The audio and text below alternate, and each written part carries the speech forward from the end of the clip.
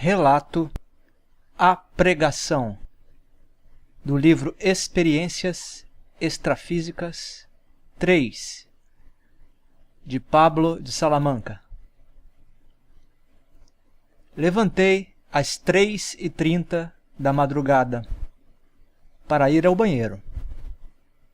Em seguida, bebi água e voltei para a cama. Não pensei em projeção astral, rapidamente voltando a dormir. Recobrei a consciência no astral enquanto voava sobre a orla marítima. Aliás, o meu nível de lucidez não era muito bom, pois eu apresentava um estado de sonolência em pleno mundo sutil. Ou seja, eu estava ali sendo praticamente levado por algum amparador, pois embora visse a praia e o mar com algum interesse, estava meio dopado de sono. A minha jornada se dava a cerca de 20 metros de altura e a paisagem era muito bonita. O céu estava azul, sem nuvens, com grande claridade ambiental. Num determinado momento, minha consciência ficou plenamente desperta, quando divisei, lá embaixo, um lugar pintado em cores fortes. Era um tablado aparentemente de madeira, com 3 faixas largas em tons de azul, amarelo e vermelho, respectivamente. As faixas pareciam ter sido pintadas com tinta a óleo. Lá havia uma pequena aglomeração de pessoas, em bancos compridos de madeira, que ouviam um pregador trajado à semelhança dos pastores evangélicos que usam ternos escuros, fazendo uma exposição de ideias. Como agora eu estava bem lúcido e curioso sobre o que se passava no local, desci até ficar a cerca de 5 metros sobre a praia, logo acima do palco dos acontecimentos. Passei a prestar atenção às palavras do homem para entender o assunto abordado. Ninguém notou a minha presença, pois eu devia estar numa vibração mais sutil do que os demais daquele evento. Não sei se eram desencarnados ainda apegados à vida terrena ou se eram pessoas projetadas numa frequência energética mais densa do que eu estava. O fato é que não me viam. O pregador dizia que antigamente havia, no geral, mais respeito entre as pessoas.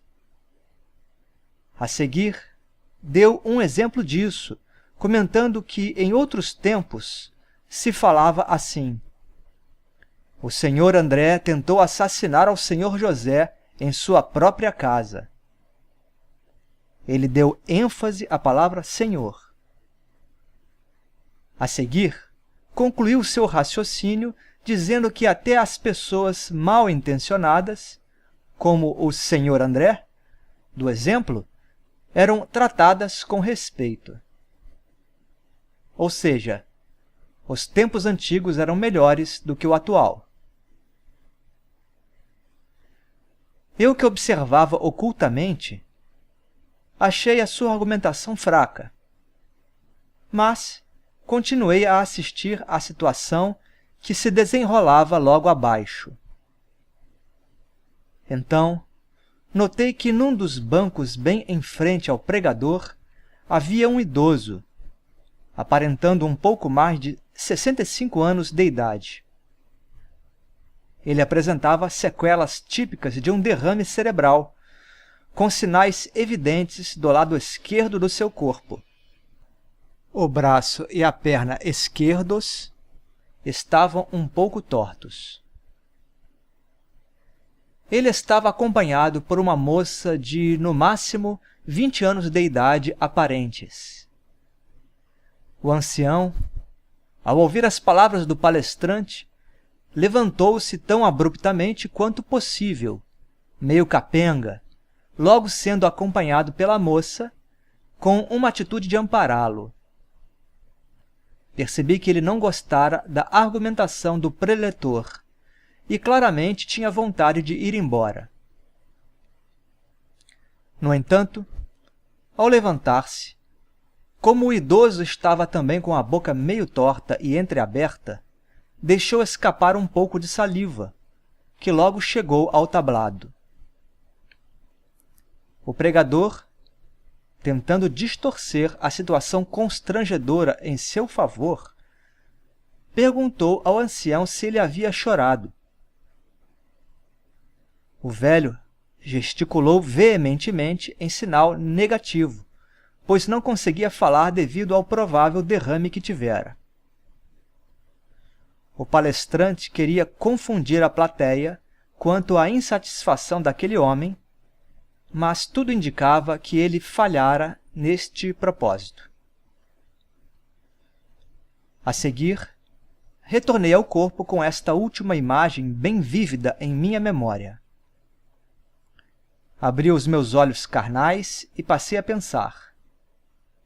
Como havia sido interessante o detalhe sobre o ângulo pelo qual assisti a tudo.